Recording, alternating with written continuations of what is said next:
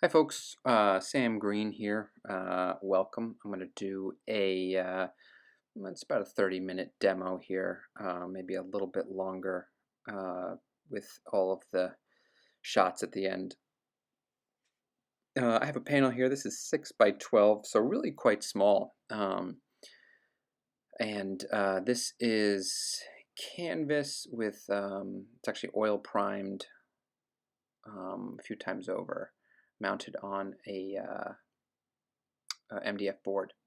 And I'll include a shot of the scene that I'm working from. I am working from a photo here, and this is a demo just to demonstrate value. So I'm just going to be using one color, which is a burnt umber. It's oil paint, but it's a water-soluble oil paint. This is great for sketching because you can. It's just easier to clean up, and you can water it down and really use the white of the canvas to get your lightest value, as opposed to using Gamsol or mineral spirits if you're using just a typical oil paint. It's obviously a little bit more expensive to thin down. This one you can just use water, and it kind of washes right off, which is really nice. I don't typically use it, but I pretty much use it exclusively for this purpose, for these kinds of paintings. And so yeah, it's a water soluble burnt umber, and you can see here I'm getting started, and really already I'm trying to get these big shapes of value in there. The composition and the ratio of my canvas is quite different from that of my reference photo, which I like because it lets me play more, which I think is important. You want to make a painting rather than focus so strictly on the image, so that that causes me to focus on the composition of the painting rather than the composition of the photo. The composition of the photo really is not important to me here. So as you can see, I'm laying in some big shapes of value, without a whole lot of precision or accuracy. I've just sort of laid in some darks, and obviously leaving the white of the canvas to show my lights. Also, I should mention that this is just one way to do a value study. Using white paint, with a black paint is just as good, and something I do often. This sort of more watercolor technique here is not better or worse. It's just what I'm doing today, and that's, you can see I'm sort of re-wetting it there a little bit, which is nice because you can just spray some water on and get you can then pick up the paint that's on there. Again, this is not better or worse. It's just what I'm doing today. I have a mixture right now, because this is the early stage here of, some big values, but then also, like as you can see, here's a few straight lines, a few moments of kind of clarity for me, so I can sort of start to lay out where I want things to be. I think it's important not to outline the subject that you're working on, not just to draw on top of it, but you want this sort of painting to form, from laying in these values. So you don't want to fill in. You don't want to just draw the lines of the building or tree or subject matter that you have and then just fill those in with paint. You really want to be as direct as possible. And again, you can see here I'm getting a little more specific with my big shapes, but I'm staying loose. I'm really not trying to say too much, because I think it's certainly for this exercise here. That's just not what I want. I don't want to overstate it. It's a small canvas, like I said, 6 inches by 12 inches. Not a lot of room for detail. I want it to have a freshness and a speed to it. Um, so I'm really trying now to focus on really having a sort of an exciting um, overall composition with a few details in it that really doesn't say too much. Uh, One of the things I think you'll notice in this is I sort of uh, dance around. I'll work on one area for a minute or two. I'll move to the other side, work on another area for a minute or two.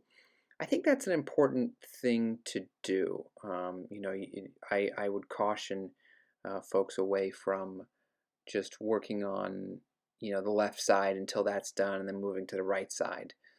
One issue that creates is that you don't really know how the whole thing's all going to look together. So my goal in sort of dancing around and making this all work together is to kind of have it form, sort of come into being. I think all at the same time. Um, and so you'll see me sort of throughout this whole piece, touch one area, leave it, work on another area. Um, and that's because I don't want to overwork, um, each area. I wanted to keep that freshness. Um, you'll see me kind of slow down a little bit here, and I'm working on a crosswalk in the bottom left corner here because I feel like it's sort of a nice kind of punctuation mark for this scene, for this image, um, and I don't want it to be too featured, so I'm having those value shifts be very, very subtle. Um, so as you can see in that bottom corner there, that the white um, of the crosswalk is barely there. I want it there, but again, keeping that shift subtle, and not focusing too much on the color difference of the white and the pavement, and remembering that both those areas are in the light. And so you really want them to be pretty much as close to the same value as possible, and it's really just a little subtle shift to show that there's something there, but not to have too much of a dramatic change in there. And at this stage, you'll start to see me kind of slow down on a few areas, and start to pull out some details I think that are important now that I've sort of got the big shapes in there, and I sort of am happy with my overall composition. I have this scene where the shadow is kind of bending around the building, and I like the shape that it makes, and so I'm going to sort of play with that a little bit with a few different tools.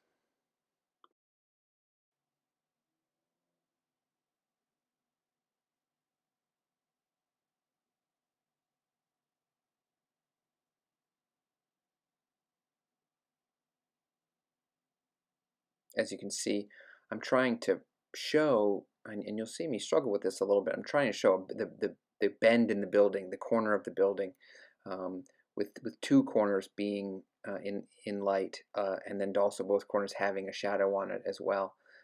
It was kind of a fun thing to try and conquer, um, having the space make sense with those things. It's a little unusual, but as opposed to just having all of one face be in light or all of one face be in shadow, I got to sort of play with that a little bit more to try and work on the space, which I enjoyed. It's one of the reasons I chose this scene, actually, was to really just kind of, again, I'm looking at these big shapes. I'm not really looking at the scene or even the photo. The photo itself is kind of a throwaway. There's not a lot in there. But I knew that there was enough to make a painting off of, to play with. Um, and again, like I said, this is sort of me going into detail a little bit.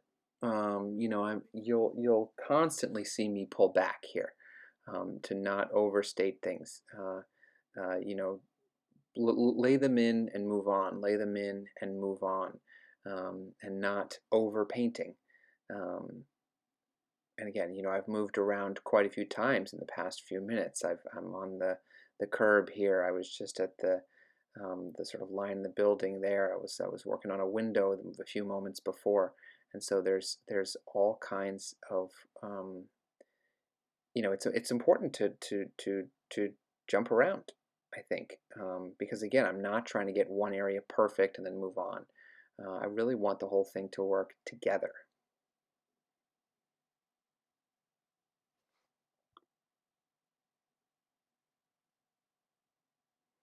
So at this stage, um, I know that I'm into it. I know that I like my scene. I know that I'm about 10 minutes in now, and so I know I'm convinced in that I want to keep working on it and I want to push what I have here. Obviously, there's pretty much all of it needs to still be resolved, um, but there's enough information for me to see here that I'm feeling excited about. Um, and so I feel sort of committed at this point and excited at this point, which I think is important to note, because for many of us, we get 10 minutes in and we realize, no, this is all wrong. And I think that's okay, and happens sometimes more often uh, than finding out that we want to keep working on it. And so know that there's that the to assess things 10 minutes in is important. um, do you like this composition? Do you like this scene? Do you want to paint what you're painting? And I remember as I was working on this was the stage where I was like, yes, like there's something here for me to play with. um, One of the things that you saw me just do was to just give a really light wash over on that left-hand side and just kind of dirty up that left-hand side so it wasn't that stark white of the canvas. Um, because I think that to just have a few moments where that burnt umber is bleeding into the white is actually nice. It harmonizes it a little bit more and makes it kind of stand out, not too much. Um, one of the ways in which the water soluble oils is kind of tough is um, well, this whole technique really is that the darks can be sort of uneven, that they get really dark in some areas and kind of lighter in other areas. And so um, putting in the detail in those darks for me can be a little frustrating, um, but I think important to sort of work through. Um, if you're using Gamsol, if you're using turpentine, if you're using water, depending, maybe you're using acrylic, and you can do this with water as well. Um, I think that it's also okay to give it a little bit of time to. I mean, it's oil; it's not going to dry all the way, but even just a few minutes for the moisture to sort of settle into the canvas, or to dry a little bit, really does help quite a bit. And it's at this stage that I realized that my left hand shadow was darker than my right hand shadow, and I really wanted the reverse of that. um, and so I knew that I had to fix that. I liked that there was a subtle difference in the shadow because I then could feel that corner of the building that I was talking about. But I felt like I had accidentally sort of mixed those up without really thinking about it. And so you'll see me correct that here in a few minutes. Um, Using this really tiny little brush to just put in a few details to see, very light, very washy, just to see if there are going to be other things that I want in there.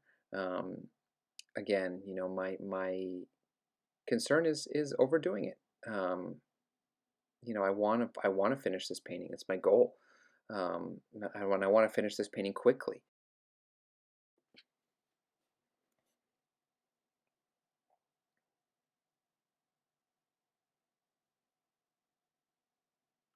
So you can see here I'm starting to fix that shadow area that I felt like I had sort of messed up on a little bit. Um, and you know, again, I'm keeping all of this really thin, so I'm able to manipulate it a lot.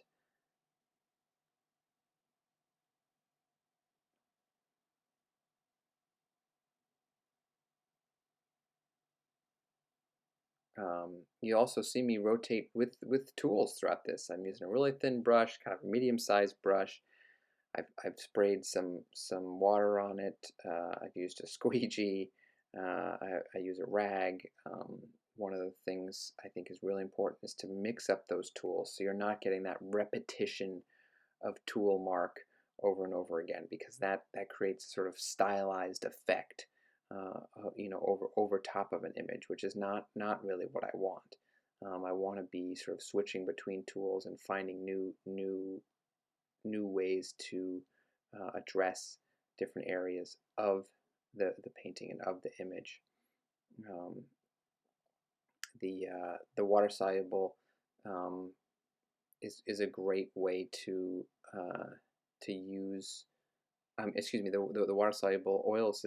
The squeegee is a great tool to use because you can just sort of wipe it right off and get that white of the canvas, and you can get those sort of really straight lines. And so again, that's a tool, you know, that's mixing up your mark. You have these brushy marks, you have these sort of messy marks, and if you come in there with a palette knife or with a squeegee or something like that, you can that straight line really varies your mark, I think, which is a really important, I think that's an important aspect to painting.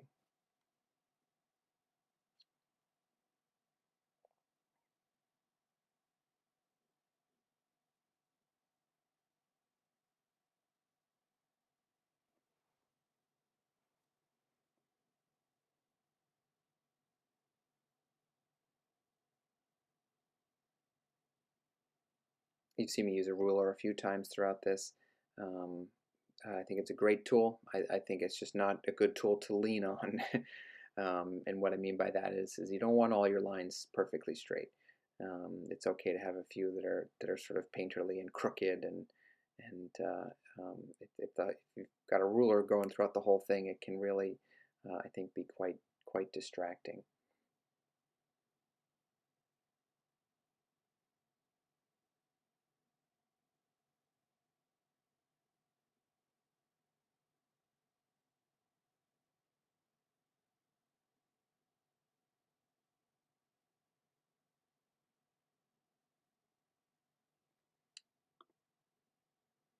Another reason I liked this scene is it actually had a few trees on this left-hand side, which I felt like were a really good opportunity to, again, actually vary the mark and sort of vary the content of the painting so that it's not all straight edges, it's not all um, you know, just sort of blocks from buildings, that there are some more kind of organic marks in there as well. Um, and so I knew that was going to be a nice element, or I don't even say a nice element. I knew that was going to be an important element, because I think balancing the sort of tree, you know, the organic tree shapes with the you know, kind of harshness or straightness or rigidness of the shadows, um, or just the buildings in general was going to be really important. So I'm just trying to lay in a few tree shapes here, nothing uh, nothing crazy, just to sort of acknowledge, you know, find a new mark, a new way to address something, and again, just lay it in ever so lightly, and I'm kind of using my full repertoire here. I got a squeegee, I got a brush, I got my thick brush, I used a ruler at one point, and again, that's just you know, I really do want to show that just sort of organic feel, of those trees, without, again, I know I'm a broken record, but without saying too much. Um, um, you know, I don't want perfect trees. I want this painting to sort of feel complete as just a whole. And as you can probably see here, putting in those trees um, made a big difference for the space. And the reason for that is that there was just sort of two ambiguous spaces on either side of this dark mass. On the right side, there's sort of a just that sort of washed out cityscape, and on the left side there was pretty much nothing going on. And so having some moments of definition on that left hand side there brought that whole space forward. So you can see that just those few marks, just sort of the essence of the trees there, really did um, help the space a lot. I know I've since lost my crosswalk here, so I think uh, I'm going back in there. Also, I think that'll again help the space, help you see um, that all that is sort of closer to you, the viewer. It's and then everything to the right of it is just sort of slowly fading back into space.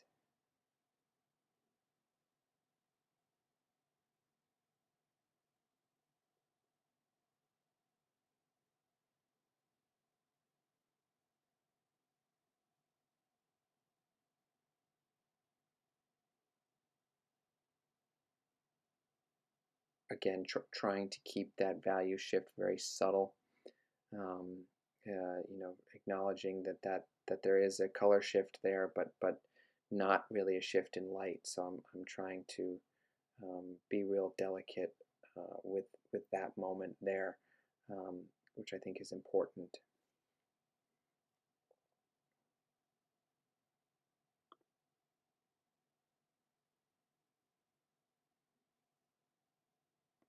And so as you'll start to see here is that I'm going to build up a few details. That there are some, despite wanting to focus on the big shapes and wanting this all sort of to come together and not wanting to overwork it, there are a few moments where I think the details are really important, and can really sort of set the scene. So you'll see here that I'm going to just lay in a few things to kind of show um, a few moments of clarity, I think, that are important.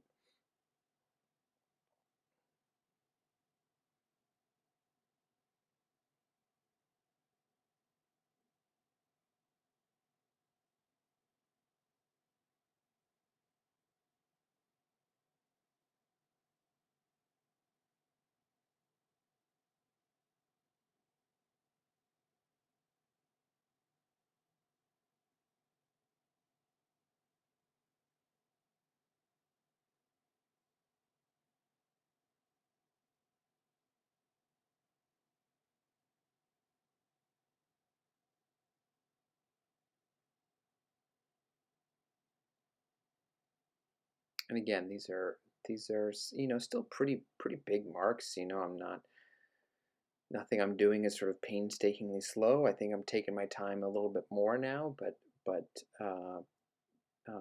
still trying to be abrupt and immediate. Um, not saying too much. Um, at the same time, I had these cars here in the front that um, I knew I didn't want to get into. One mostly just because of time. I didn't want to sort of spend all this time on it, and I really wanted to just kind of lightly show the essence of it. And so I'm just looking at big value shapes there and just trying to lay in some dark darks and really just try and get the feel for cars in a line there rather than showing this sort of perfect line of cars. And as you can see here, I feel like that's working pretty well. I can sort of feel the presence of something there. I can see there's some light and shadow within this sort of shadowed moment, within this dark moment. You can feel the presence of something there a little bit without it being overly defined, which I like.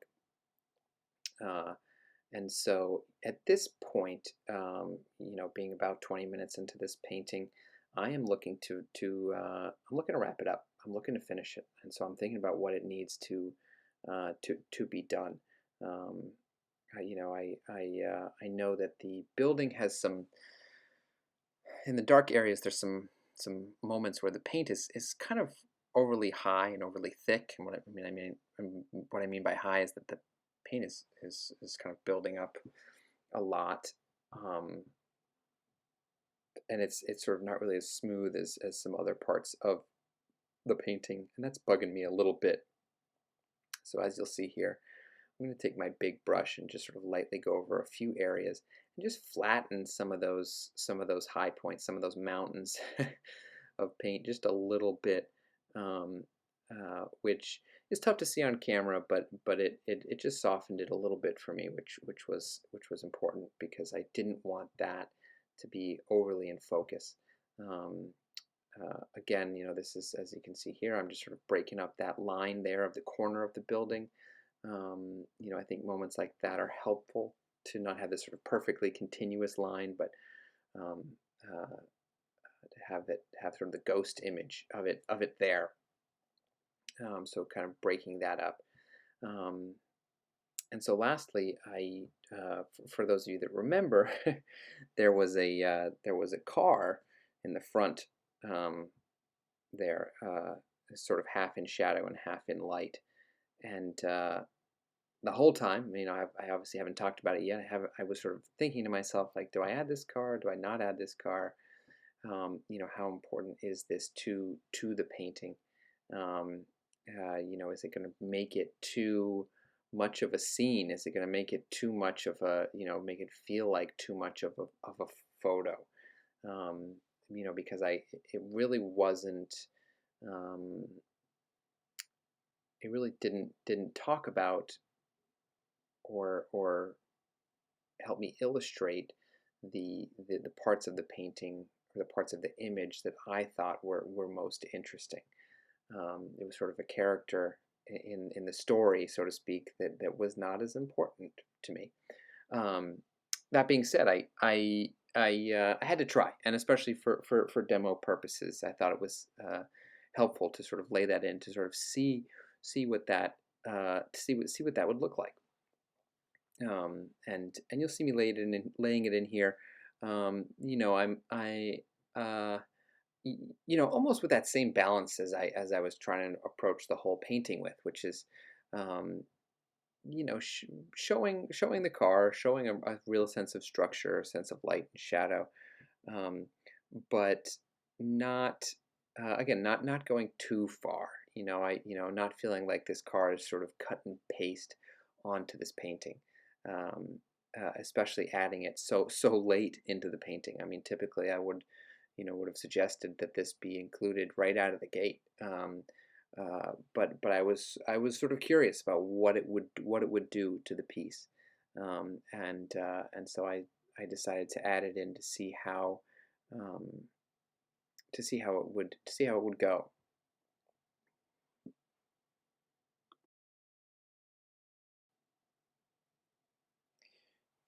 One of the things to note is that this is a quick painting on a 6 by 12 inch canvas, and so getting hung up on real specific details, I think, can be um,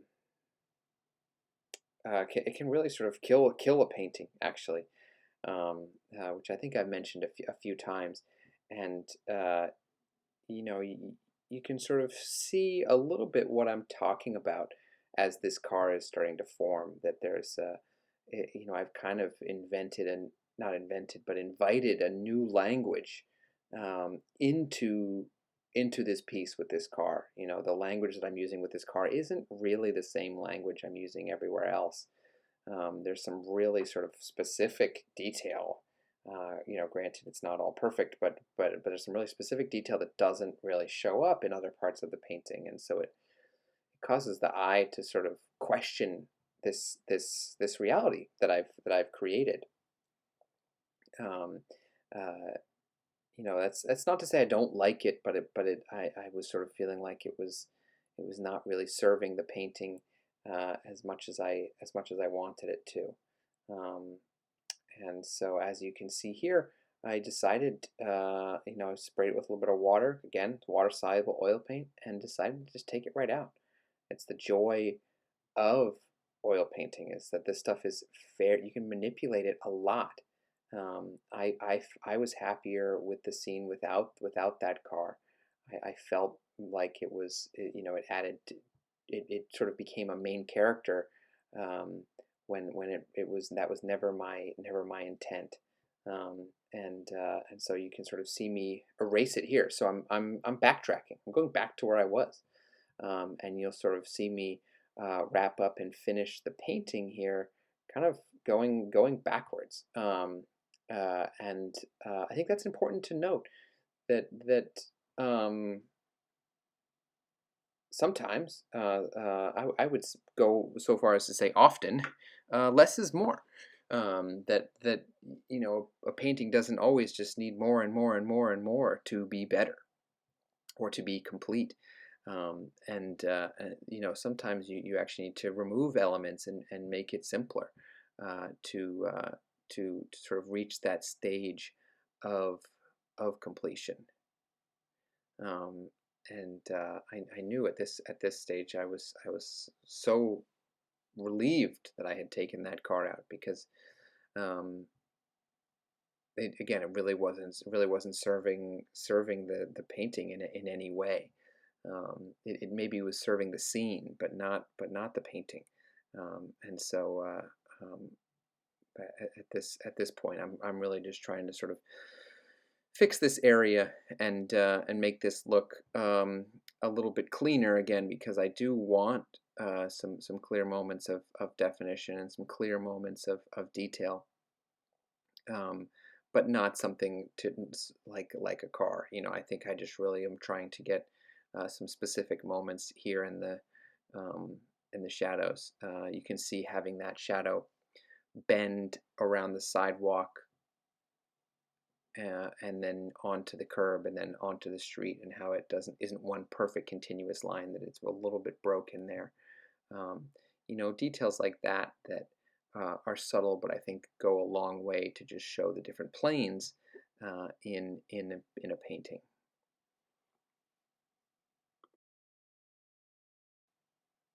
So that is pretty much a wrap on this painting. This piece took me about 30 minutes.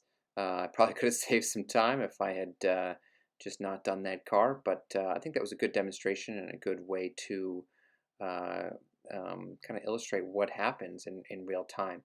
Uh, so that is the value study, 6 by 12 inches, oil on canvas, done in burnt umber with it's a water soluble oil. Uh, Thanks so much, and I hope you enjoyed this demo.